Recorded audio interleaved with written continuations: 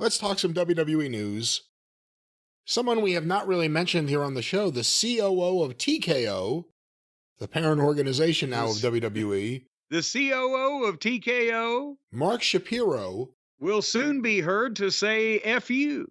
Well, maybe F you to some of the fans going to arena shows. He was speaking at the UBS media conference and had this to say about possibly cutting back on house shows. Let's go to this audio.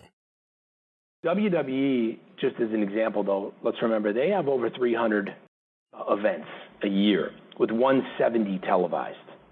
So there's probably, while all those other fights, there's a reason to have them, those cards, those superstar events on WWE. While there's a reason to have them because it's good for the brand, we're building audience, we're putting them on in C&D counties. So we're really stretching the brand, and we're kind of amassing a greater array. You're not used to it? What is a C&D county? Is that like on a scale of A to F? But I mean, what? This guy he's been an executive with the UFC, correct? I believe so, yes. And he still doesn't know how to talk about live events and where they're held except C&D counties? When is the last time? I'm going to go to Buttfuck County. Well, hold on. I have something here. A county is any county located in one of the 25 largest U.S. cities that has more than 20,000 households. These counties represent highly urbanized areas and account for more than 40% of the households in the United States. Those are A counties. B county. Oh, go ahead. Well, go ahead and finish that. I'm sorry. I didn't know there was more. B county, because we're talking about C and D counties. B county is any county that does not qualify as an A county, but also has a population of at least 150,000 people, or is part of a consolidated statistical area with a population over 150,000. B counties have at least 85,000 households, and when combined, account for 30,000 of all U.S. households. So now we're talking... Account for 30,000. 30%. 30%. A C county is any county or consolidated statistical area that is not an A or B county and has a population of over 40,000. Any area that is classified as a C county has more than 20,000 households or is located in a consolidated metropolitan statistical area that has more than 20,000 households. This is 15% of the country. And finally, D county, not A, B, or C, and there are no limits placed on population. D counties are considered very rural and are generally far from any sizable population area. When combined, D counties account for roughly 15% of all U.S. households. So he's making it sound like the house shows are primarily there, and those are the ones... Except when they run Corbin, Kentucky or something like that in between Cincinnati and Knoxville, do they ever even run a C county by that description that you just gave? What is... Again, you can tell he's already down on them because he's, jacking off on the house shows. But he's these people don't realize it's not like the fight game where guys in UFC or boxing or whatever, it's better if they only fight 2 or 3 times a year because it's a real fucking fight and they got to train, they got to have a camp, then they got to rest up and blah, blah, blah. But wrestlers have to wrestle. You can't just train them to do the match in the gym and then turn them loose in front of people. That's why you got as many people now that can't get over in front of a crowd because they don't get the experience. If you took house shows away, and I guess they've already partially done it, but that's like taking concerts away from rock stars and just have them do records. Then you don't get to feel with the audience. You don't build an audience. Wrestling traditionally, from the dawn of the time it became a thing in the 1800s until 20 years ago or whatever, was built primarily on a model of touring and making money in markets big and small because you could tailor the show or your expenses or how much it cost you or whatever to whatever market you were going to. To the point I saw Danny Davis actually made a $5 profit on a $103 gate on an Ohio Valley Wrestling event at St. Therese Gym once in downtown Louisville. You could make money at some level off of almost anything, or you could, like Tony does, you could spend money and not make it off almost anything in wrestling. But to just attempt to cut back on the house shows because that's not your profit center hurts the talent on the roster, because then you've got less and less experienced talent already. That's why the guys of previous generations were so good at this, because whether it was good for them or good for everybody in the long run, they did it constantly and they got to be experts at it and improvising and different audiences and coming up with shit on the fly. And the more you constrict that, and the way that it's all overproduced and pasteurized and homogenized now anyway, that's why you've just got guys doing athletic routines and performances in a ring, which doesn't get emotion, which doesn't sell tickets. Well, Jim, let's go back to some more audio from Mark Shapiro, COO of TKO. Array of eyeballs from all demos, so it's good for our long-term growth. From a margin perspective, they are dilutive. So there's probably an opportunity as we go through our efficiencies and our synergy opportunities to cut back on some of those non-televised events, which of course will push our margin up. So we're going through that exercise now. On the UFC side, let me stop it right there, just because you probably have never heard it just phrased that way. We'll get rid of the live events, the arena shows, the house shows, because it'll increase our margin. When in wrestling history could you have ever said that? If we get rid of the live events, we would increase how much money we're making. It's a complete reversal, because there was no way to make money except on live events at one point, and now they're like, oh shit, we can't afford to run all these live events. It cost us a fortune. Maybe stay out of the C&D counties then, but I don't know. But let's go back to more from Mark Shapiro. Let's say WWE, let's stay there for one more second and just tell you, when you talk about the experience economy there, we just put WrestleMania 40 on sale, right, in Philadelphia, and 24 hours later, we're sold out at the highest per cap we've seen. And our Survivor Series, which took place in November in Chicago, across the board, I got the report card the next morning. It was like, I wish all business ran this way. Merch was up, ticket per cap was up, ratings were up, sponsorship was up, local sponsorship was up, our premium experiences were up, insanely up too. It's a good place to be if you're in the WWE game. And then back on the. Let me stop it there. What do you think of that? Again, this is someone. We don't know if he's a fan or has ever followed wrestling, certainly not as an inside fan, but he's someone now, one of the people in charge of WWE, and he's getting this report card, as he put it, highest gate, merch records, all these different things. You can't do that forever. What do you think of all this? Well, I heard another legendary figure say, well, if we're smart, business will never go down. Look how that worked out for everybody. That was in 1999. Again, I'm not saying do WrestleMania live in Des Moines, but can you imagine the music business without concerts at all? Can you imagine, what about if the NFL or NBA or any other sport, every game that was ever played was on television, or elsewise they didn't play it? Yeah, see, it's better to compare it to sports, because here's the difference when you bring up a concert. Bands make their money at concerts. They make their money on ticket sales. Ticketmaster works with a lot of acts, and they add a ton of unnecessary fees. The thing that they don't want to tell you is, they get big salaries because they're paying the artists. The artists are getting a killing right now. They're making a killing, I guess I should say, from concerts. They have their own merch. You could run a big or a medium-sized tour and make money, but with wrestlers, you can't do that. You have to go to where they book you. Well, but for the fan experience, though, it's the same thing. What if you were a fan of the Rolling Stones, but the only time you ever got to go see them is if they were going to be on television?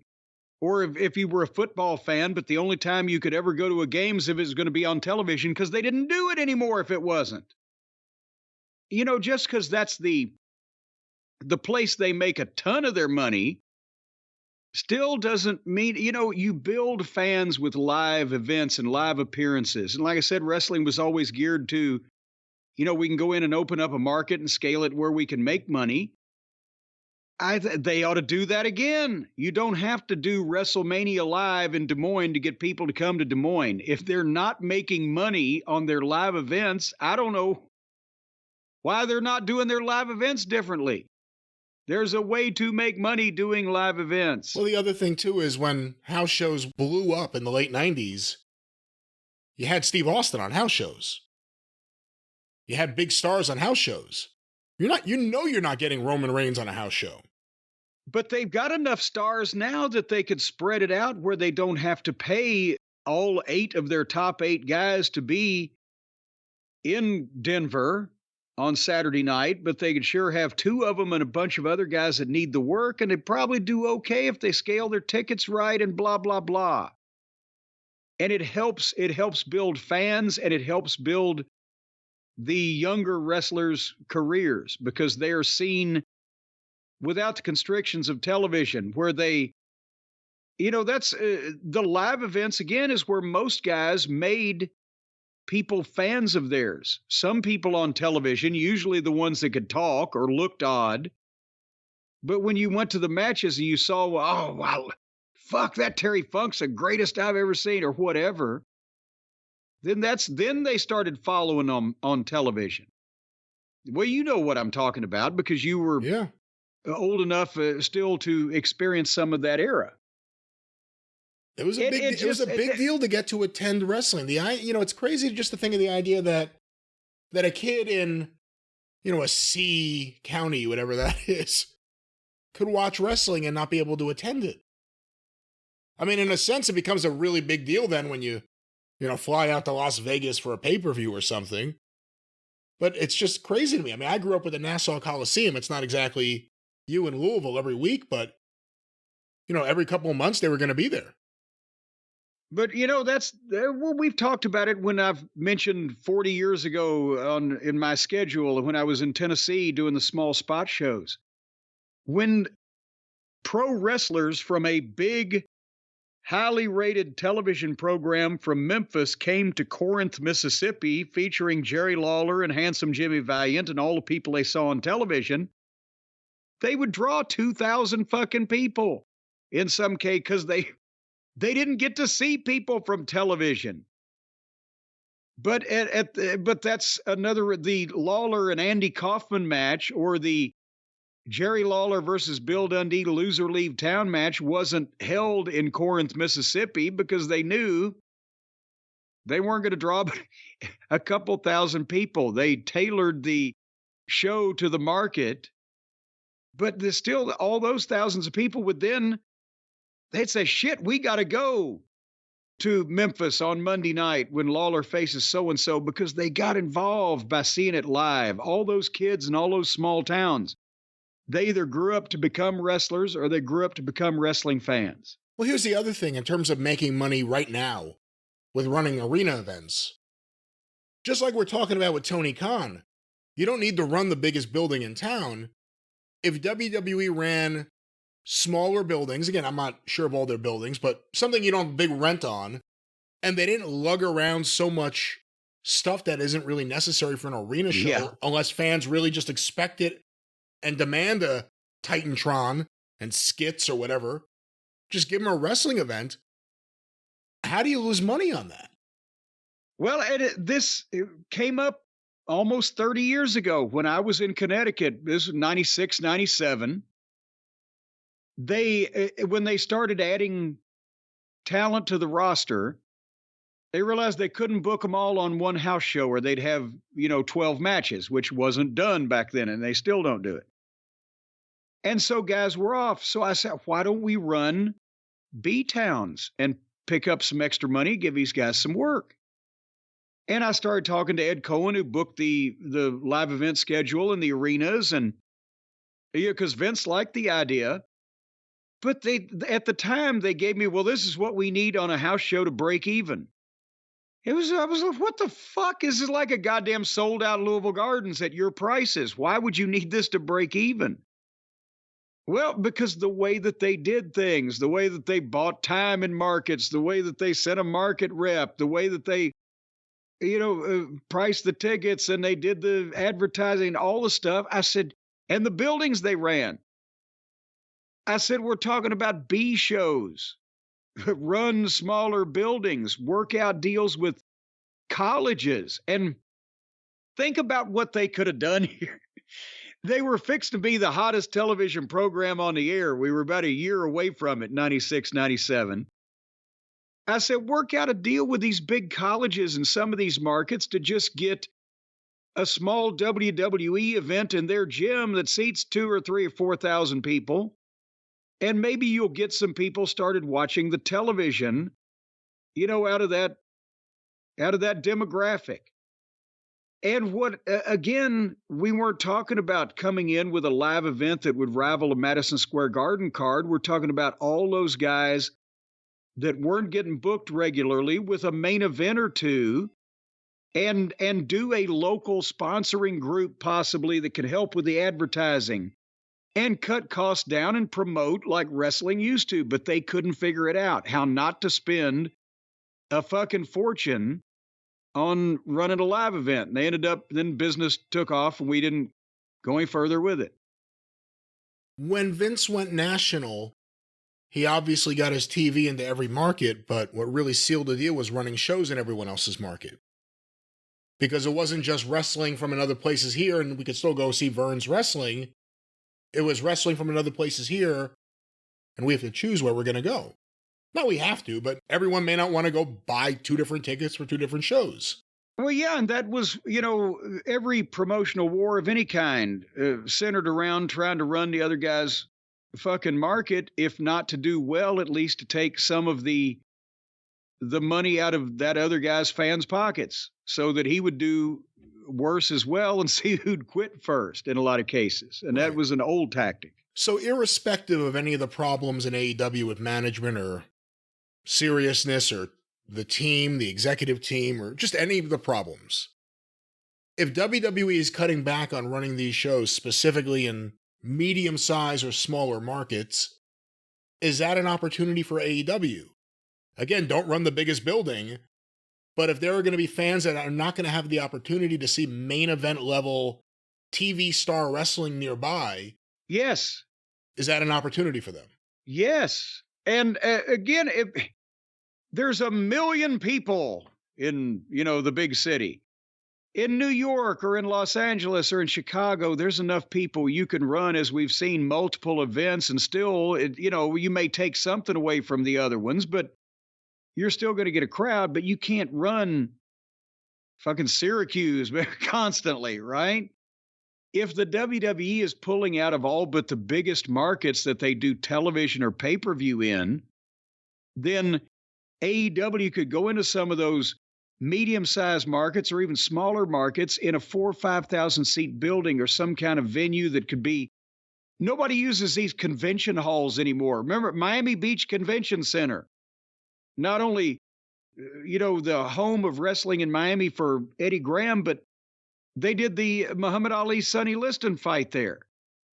And it's just a big exhibition hall like a Comic-Con would be in, but you can put bleachers and movable seating and get 3,000, 4,000 people in a lot of these places. The Commonwealth Convention Center here in Louisville, that now is the Kentucky International Convention Center or whatever Crockett ran because he couldn't get the gardens. And he had it set up for 4,000 people. That building is downtown. It has Comic-Cons and all kinds of functions. Tony could have run that instead of the fucking 23,000 seat Yum Center. And it would have been full, and the atmosphere would have been great. So try the medium buildings and the medium markets and get the enthusiastic fans that haven't been overserved on their live wrestling. You'll have a better atmosphere. Kayfabe is dead. AEW doesn't have heels or baby faces. Anyone wrestles everyone, then no one sells anything, so there's no real sides to anything. Is it worth it having everyone just in a company bus to go from town to town as opposed to having rent cars and stuff? Kind of like Motown on the road. No, are you out of your mind? They're in NBA arenas with separate locker rooms and star dressing rooms, and they're still getting into fucking punch-ups in the back. You want to put them all on a fucking bus till 4 o'clock in the morning to the next town? And film it. Well, there you go. That might be the only reason.